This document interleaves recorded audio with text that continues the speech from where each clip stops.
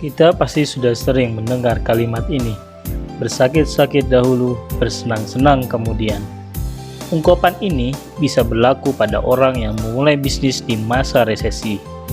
Akan ada kesulitan-kesulitan, namun dalam jangka panjang, manfaatnya bisa melampaui kesulitan-kesulitan tersebut.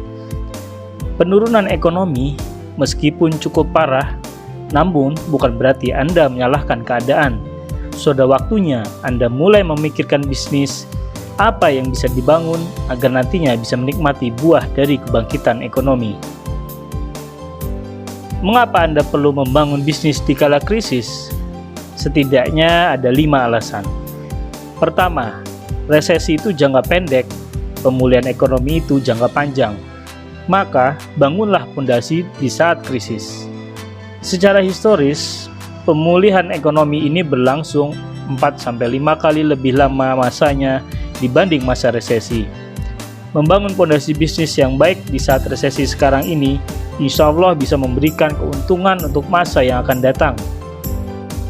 Hal ini karena perusahaan yang baru muncul di kala krisis bisa mengambil pelajaran dari perusahaan yang terkena imbas krisis. Ia tidak perlu mengalami kerugian besar sehingga bisa mengambil alih ide-ide, pangsa pasar, dan uang-uang yang tadinya ditanggung oleh para pemain lama. Kedua, sukses yang besar seringkali dicapai dengan melakukan ke arah sebaliknya, atau sering kita sebut dengan anti-mainstream. Sudah menjadi fakta bahwa kita tidak akan memperoleh hasil yang luar biasa jika kita sendiri bertindak biasa saja.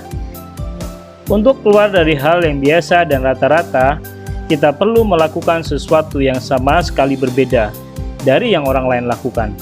Saat ini, pemikiran orang biasa adalah menunggu adanya pihak lain untuk melakukan hal-hal yang brilian untuk mengatasi ekonomi krisis ini. Padahal, jika kita mau berpikir kreatif, kita akan menyadari bahwa satu-satunya orang yang bisa memperbaiki kondisi ekonomi ini adalah Anda sendiri. Ketiga, bisnis UMKM terbukti tahan krisis. Terbukti setelah luluh lantak di bom atom, Jepang cepat bangkit melalui sektor real yang digerakkan oleh usaha kecil dan menengah. Di Indonesia sendiri, yang menjadi penyelamat perekonomian saat krisis 98 adalah sektor usaha mikro kecil dan menengah, atau biasa kita sebut UMKM. Walau pendapatan masyarakat yang merosot ketika krisis ekonomi terjadi, hanya sedikit berpengaruh terhadap permintaan barang dan jasa yang dihasilkan oleh produk UMKM. Karena UMKM adalah usaha yang bergerak di sektor-sektor yang dibutuhkan masyarakat.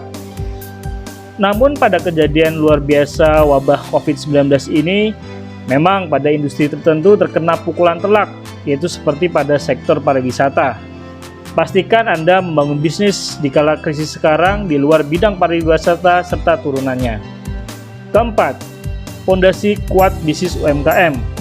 Pelaku usaha UMKM umumnya memanfaatkan sumber daya lokal, baik itu untuk sumber daya manusia, modal, bahan baku, hingga peralatan. Artinya, sebagian besar kebutuhan UMKM tidak mengandalkan barang impor. Pastikan bisnis UMKM yang akan dibangun tidak ditopang juga dana pinjaman dari bank, melainkan dari dana sendiri, sehingga penguatan nilai dolar tidak berikan dampak yang signifikan. Terakhir, yang kelima adalah tidak ada batasan penghasilan dari bisnis. Menjadi karyawan, angka gajinya sebesar apapun sudah dipatok sekian. Sebaliknya, menjalankan bisnis sendiri menawarkan kesempatan untuk memperoleh penghasilan sebanyak yang kita inginkan. Tidak ada batasan jumlah keuntungan yang bisa dihasilkan dari usaha yang dijalankan. Demikianlah 5 alasan untuk Anda segera memulai bisnis di kala krisis. Terakhir, singkirkan keraguan-raguan, stop menunda-nunda, dan mulailah bergerak.